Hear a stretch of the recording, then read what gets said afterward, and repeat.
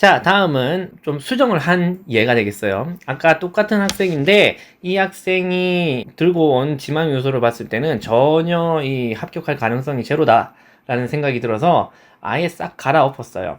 그래서 일단은 갈아엎을 때 상담을 엄청 오래 합니다. 자, 그래서 너가 뭐에 관심이 있고 어떤 것에 흥미가 있는지, 어떤 분야로 나가고 싶은지, 또 평소에 학교에서 무엇을 좋아했고, 또 어떠한 일들이 있었는지에 대해서 쭉 이제 이야기를 듣고 하나하나씩 짜집기를 해보는 거예요. 자, 그래서 이렇게 얘기를 하다 보니까 이 학생이 의료와 그리고 공학에 대한 이야기를 조금 많이 하는 것을 파악을 해서 의료와 공학을 융합된 이러한 분야로 나가면 어떠냐. 자, 그러던 중에 인공장기에 대해서 관심이 있다는 것을 찾았고요. 그리고 인공장기 중에서도 여러 가지 장기 중에서 인공심장에 대해서 관심이 있다는 것을 알았습니다. 그래서 그 이유를 조금씩 찾다 보니까 자, 어렸을 때 심장마비로 이제 주변 사람이 좀 돌아가신 적이 있다라는 이야기를 듣고 그 얘기를 조금 이끌어내면서 본인이 왜 이 인공심장 혹은 인공장기에 대해서 관심을 가지게 됐는지에 대해서 조금 설명을 덧붙여 봤습니다. 자, 일단 시작 문장부터 저는 인공심장을 개발하고 싶다는 꿈이 있습니다. 자, 내가 뭘 하고 싶은지 어떤 분야에 관심이 있다는지 먼저 처음에 제시를 하고 들어가죠. 고등학교 1학년 때 담임 선생님이 갑자기 심장마비로 이제 또 아무런 조치 없이 돌아가셨다. 소중한 분의 잃은 저는 사람의 심장을 대신할 수 있는 로봇을 만들 수 있다면 장기 이식을 기다리지 않고도 더 많은 사람의 생명을 연장할 수 있지 않을까라는 생각이 들었다라고 했죠. 좀 문장이 길긴 하지만 자, 자신의 경험을 가지고 내가 왜 이 분야에 관심을 갖게 됐고, 이 분야로 왜 나가고 싶은지를 좀 명확하게 보여줬습니다. 뭐 실제로 있었던 일이고, 그리고 뭐 그때, 그 당시에는 뭐 이렇게 뭐 중요하게 생각하지 않았다. 그 당시에는 뭐 인공심장에 대한 생각에 미치지 못했다 하더라도, 이러한 경험을 바탕으로 내가 이 분야에 뛰어들게 되었다라고 하는 그런 계기는 보여줄 수가 있다, 이 말입니다. 그래서 보통 심장마비가 일어나게 되면 장기 이식 말고는, 그러니까 신장 이식 말고는 뭐 그렇게 큰 효과가 있지는 않다라고 해요.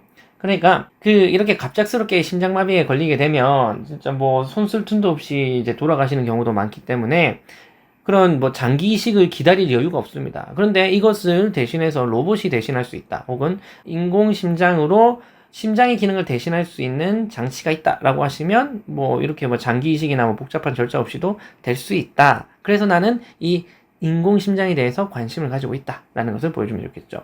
자, 그 무렵 뭐 지인의 고등학교 중퇴 이후 일본 대학에 진학해서 만족스러운 일본 유학 생활을 하고 있다는 얘기를 듣고 저도 일본의 유학에 관심을 갖게 되었다. 그리고 일본 유학에 관심을 갖게 된 계기, 그죠? 위에까지만 하면 내가 어느 분야에 연구하고 싶으냐에 대한 연구 주제를 관심을 갖게 된 계기다라고 한다면 여기서는 간단하게 아주 짧고 일본 유학에 관심을 갖게 된 계기다라고 볼 수 있겠죠. 그리고 특히 iPS 세포, 공학 등 인공장기에 대한 적극적으로 연구가 이루어지고 있는 일본에서 유학으로 결심했다.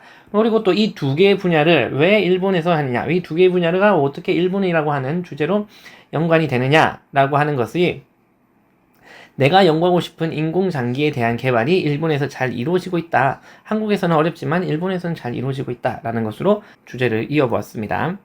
자, 제가 구체적으로 연구하고 싶은 분야는 완전 인공심장이다. 전문 용어가 나왔죠? 이렇게 전문 용어가 들어가야 됩니다.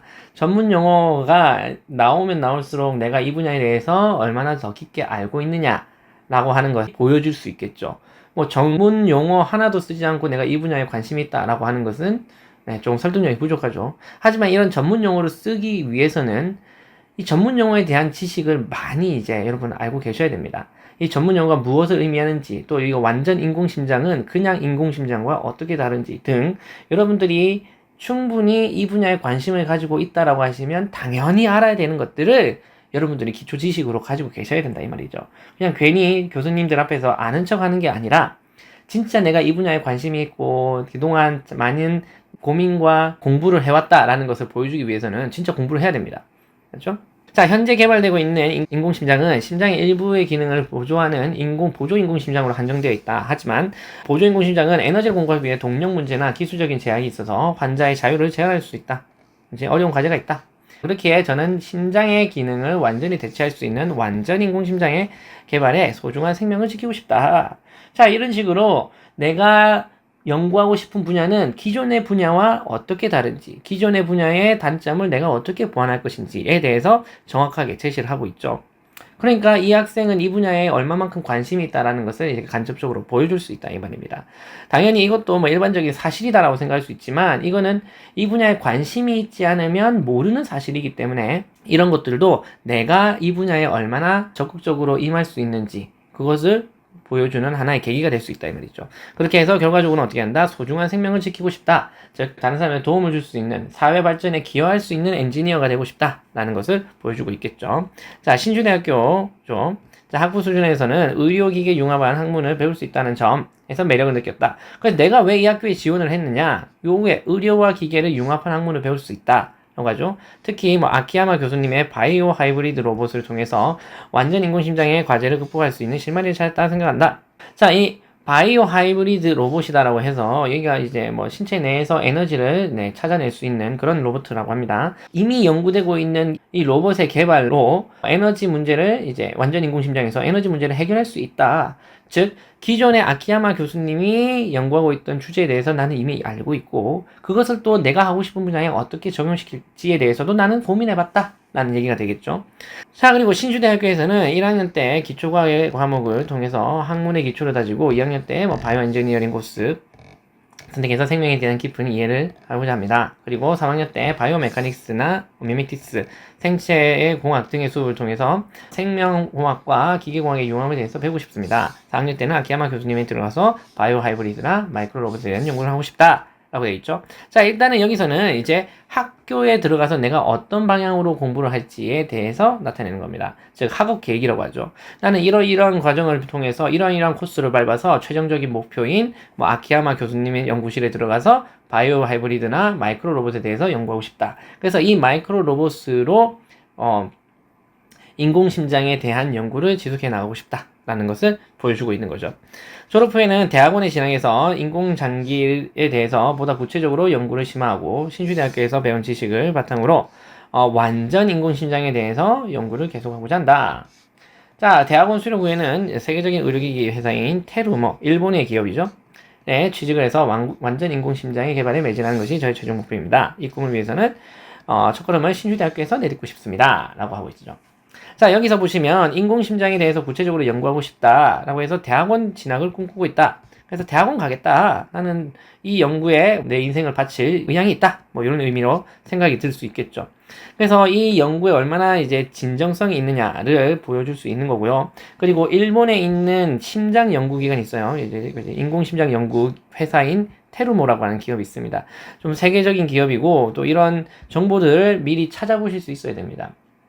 내가 졸업 후에는 어떤 계획을 가지고 있는지에 대해서 보여주셔야 되겠죠. 그래서 이 테루모라고 하는 기업을 찾아내서 내가 이쪽으로 진학을 하겠다라는 것도 이 역시도 내가 이 분야에 대해서 관심이 있고 이렇게까지 적극적으로 내가 계획을 가지고 있다라는 것을 보여줄 수가 있겠습니다. 자, 마지막으로 이 꿈을 이루기 위한 첫걸음을 신주대학교에서 하고 싶습니다. 우리 이런 거 좋아하죠. 일본 사람들. 첫걸음 하지메노 이뽀 첫걸음이다 라고 하는 이런 멘트를 좀 써주시면 또 일본 사람들 성향에 좀 맞게 써줄 수 있겠죠.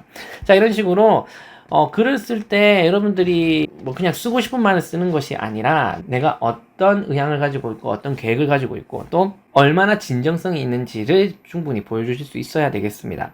그리고 또 글을 쓸 때 그냥 단순히 기계적인 문장의 나열이 아니라 일본 사람들의 감성이나 아니면 일본 사람들의 문화에 맞는 글을 쓸 수 있는 그런 연습도 좀 필요합니다. 자, 지망 요소를 매번 쓰는 사람이 아니면 이런 감성도 좀 다루기는 힘들겠죠. 그러니까 이과적인 감성과 문과적인 감성이 동시에 들어가야 좋은 이공계의 지망 요소를 만들 수가 있다라고 볼 수 있겠습니다. 그래서 선생님도 이제 매년 학생들과 함께 이제 지망 요소 작업을 하고 있지만 쓸 때마다 조금 새롭습니다. 어쨌든 제일 중요한 것은 학생 본인이 무엇을 하고 싶은지에 대한 그 계획이 있어야 되고 어떠한 분야에서 더 공부를 하고 싶은지에 대해 뭔가 확신과 목표가 있어야 된다라고 생각을 해요.